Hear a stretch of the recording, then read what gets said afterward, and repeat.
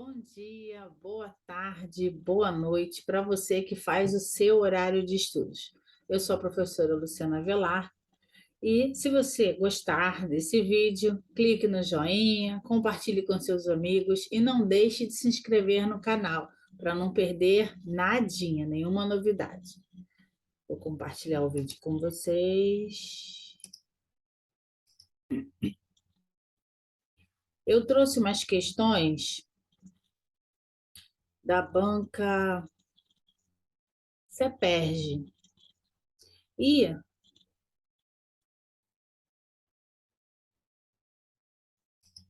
Peraí, só um instantinho. É uma prova de queimados que aconteceu em 2019. A banca é a CEPERJ. Não sei se está compartilhando a tela com vocês. Deixa eu verificar aqui, gente.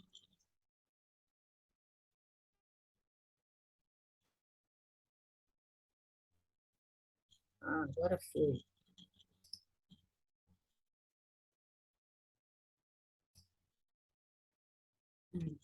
Pronto. Vamos lá. Questão 21 da prova. De acordo com o artigo 53 da Lei 8.069, de 1990, a criança ou adolescente tem direito à educação visando o pleno desenvolvimento de sua pessoa, preparo para o exercício da cidadania e qualificação para o trabalho, assegurando-se-lhes igualdade de condições de... Letra A. Acesso à escola, se houver vaga, já está errado aí, você já pula para B, porque o aluno tem direito à vaga. Acesso com permanência garantida se verificado bom rendimento e frequência escolar? Não, não diz nada sobre bom rendimento. Acesso e permanência na escola, direito de contestar regras e normas coletivamente construídas na escola, direito à organização e participação em entidades, desde que não sejam exclusivamente estudantis. Também não fala isso. Muito cuidado também com essas palavras exclusivamente, apenas. Muito cuidado com essas palavras. E a letra D é a resposta correta. Acesso e permanência na escola, direito de contestar critérios avaliativos, podendo recorrer às instâncias escolares superiores, direito à organização e participação em entidades estudantis. Eu trouxe até para vocês o artigo 53, que fala a questão, né? Artigo 53. Eu trouxe para a gente fixar bem esse conteúdo. Artigo 23. A criança ou adolescente tem direito à educação visando ao pleno desenvolvimento de sua pessoa, preparo para o exercício da cidadania e qualificação para o trabalho, assegurando-se-lhes, aí vem lá, igualdade de condições para acesso e permanência na escola, direito de ser respeitado por seus educadores, direito de contestar critérios avaliativos, podendo recorrer a instâncias escolares superiores. Então, está aqui, ó.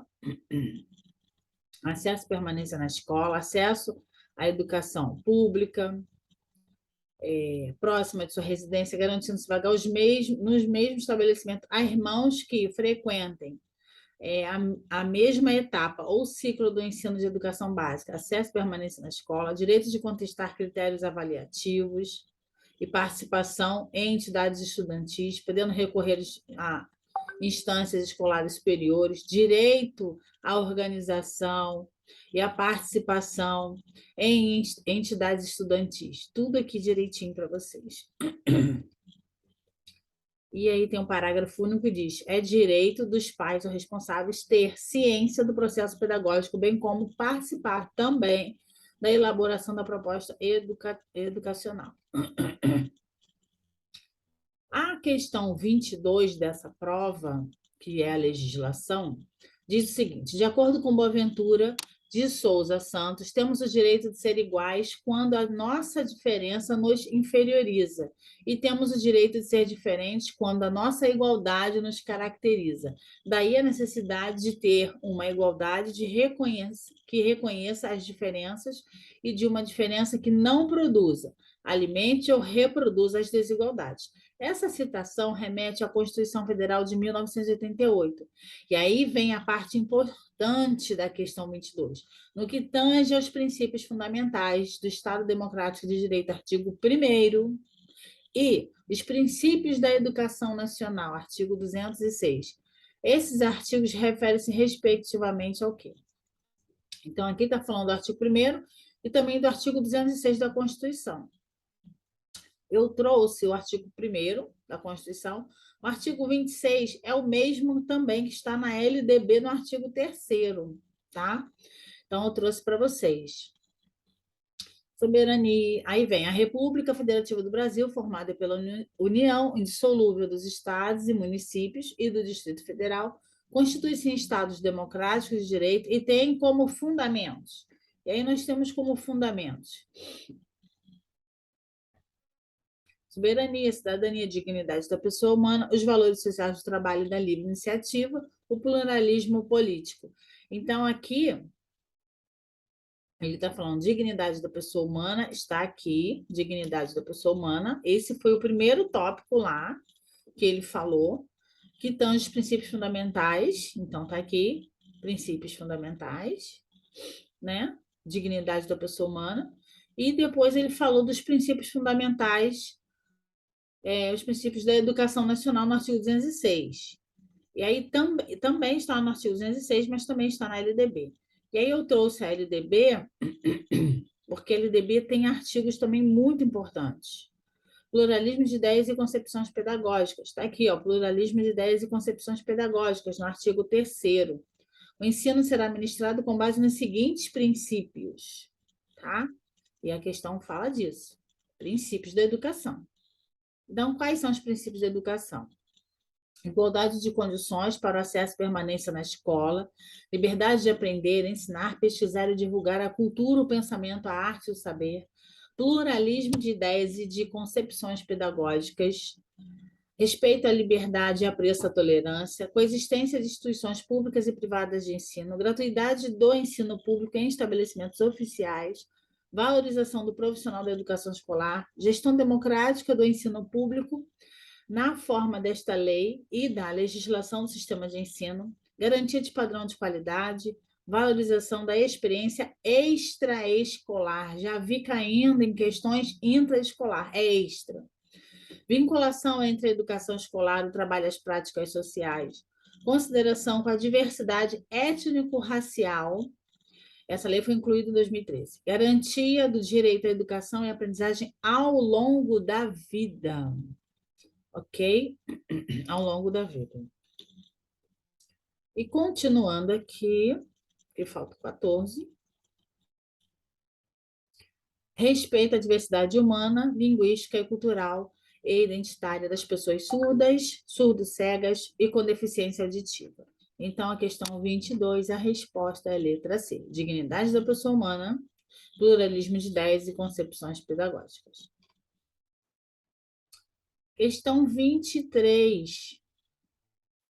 A Emenda Constitucional 95/2016 estabelece um novo regime fiscal e promove o congelamento por 20 anos de gastos públicos em educação e outros setores. Segundo a Associação Nacional de Pesquisa e Financiamento da Educação, FINEDUCA, na prática, essa emenda representa a desvinculação de recursos para a educação e o descumprimento da lei na implantação do custo aluno-qualidade inicial, inviabilizando a efetivação do PNE 2014-2024. O PNE, lembrando, é um plano decenal, ele tem 20 metas e ele tem a duração de 10 anos. Desculpa, gente. Questão 24. Leia o texto a seguir. Estudar é um direito. É dever do Estado assegurar aos portadores de deficiência atendimento educacional especializado, preferencialmente na rede regular de ensino. Estatuto da Criança e do Adolescente, artigo 54, inciso 3º. E aí vem a questão. A Lei 13.146 de 2015, que institui a Lei Brasileira de Inclusão da Pessoa com Deficiência, em seus artigos 27 e 28, ao legislar sobre o direito à educação, assegura às pessoas com deficiência um sistema educacional integrado em todos os níveis da educação básica na modalidade de educação profissional? Não. Inclusivo em todos os níveis de educação nacional e pelo aprendizado ao longo da vida. Está aqui, ó. Artigo 27. A educação constitui direito da pessoa com deficiência assegurados no sistema educacional inclusivo em todos os níveis e aprendizado ao longo da vida, de forma a alcançar o máximo de desenvolvimento possível de seus talentos e habilidades físicas, sensoriais, intelectuais e sociais, segundo suas características, interesses e necessidades de aprendizagem. Ainda no artigo 27 da Lei do Deficiente, que é a Lei de Inclusão, que institui a inclusão da pessoa com deficiência, 13.146, parágrafo único, é dever do Estado, da família, da comunidade escolar e da sociedade assegurar a educação de qualidade à pessoa com deficiência, colocando-a a salvo de toda forma de violência, colocando-a salvo também de toda forma de negligência e discriminação. No artigo 28, incumbe ao poder público assegurar, criar, desenvolver, implementar, incentivar, acompanhar e avaliar sistema educacional inclusivo em todos os níveis e modalidades, bem como aprendizado ao longo da vida. Então, está aí no artigo 27, também no artigo 28, como falou a questão de número 24. E aí eu vou completar a leitura do artigo 28 para vocês da Lei de Inclusão. Segundo, aprimoramento dos sistemas educacionais visando a garantir condições de acesso, permanência, participação e aprendizagem por meio da oferta de serviços e de recursos de acessibilidade que eliminem as barreiras e promovam a inclusão plena. Projeto pedagógico que institucionalize o atendimento educacional especializado, assim como os demais serviços e adaptações razoáveis para atender as características dos estudantes com deficiência e garantir seu pleno acesso ao currículo em condições de igualdade, promovendo a conquista e o exercício de sua autonomia. Então, isso tudo tem que estar incluído no projeto pedagógico da escola. Oferta de educação bilíngue em Libras, como primeira língua e na modalidade escrita da língua portuguesa como segunda língua. Então, oferta de educação bilíngue em Libras como primeira língua e na modalidade escrita na língua portuguesa como segunda língua. Lembrando que é escrita a língua portuguesa como segunda língua. Já vi isso cair e aí essa palavra escrita não estava. Então, muita atenção aqui. Em escolas e classes bilíngues e em escolas inclusivas. Adoção de medidas individualizadas e coletivas em ambientes que maximizem o desenvolvimento acadêmico e social dos estudantes com deficiência, favorecendo o acesso à permanência, à participação e à aprendizagem em instituições de ensino. Pesquisas voltadas para o desenvolvimento dos nossos métodos e técnicas pedagógicas de material didático, de equipamento e de recursos de tecnologias assistivas.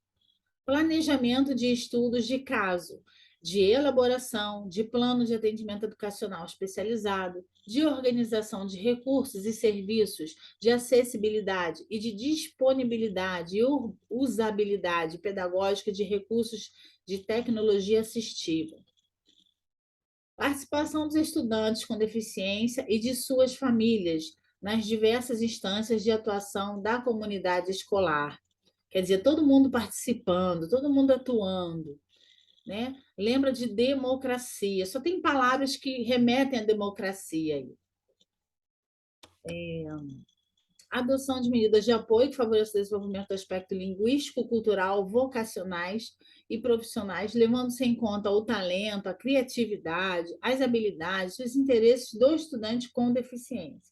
Então, tem que levar em conta o talento, a criatividade, a habilidade e o interesse do estudante, né? Para que se tome medidas de desenvolvimento nesses aspectos linguísticos, culturais, vocacionais, para formação continuada.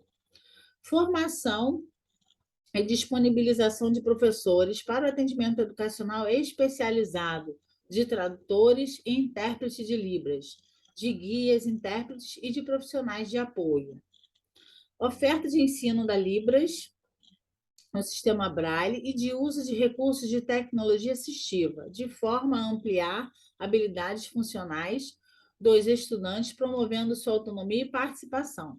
acesso à educação superior e à educação profissional e tecnológica em igualdade de oportunidades e condições com as demais pessoas. Inclusão em conteúdos curriculares, em cursos de nível superior e de educação profissional técnica e tecnológica de temas relacionados à pessoa com deficiência nos respectivos campos de conhecimento. Acesso de pessoa com deficiência em igualdade de condições a jogos e atividades recreativas, esportivas e de lazer no sistema escolar. Então, a criança precisa ter acesso, a criança com deficiência precisa ter acesso a tudo. Tudo precisa ser facilitado. Ela precisa ter acesso a jogos, atividades recreativas, ela precisa participar, socializar.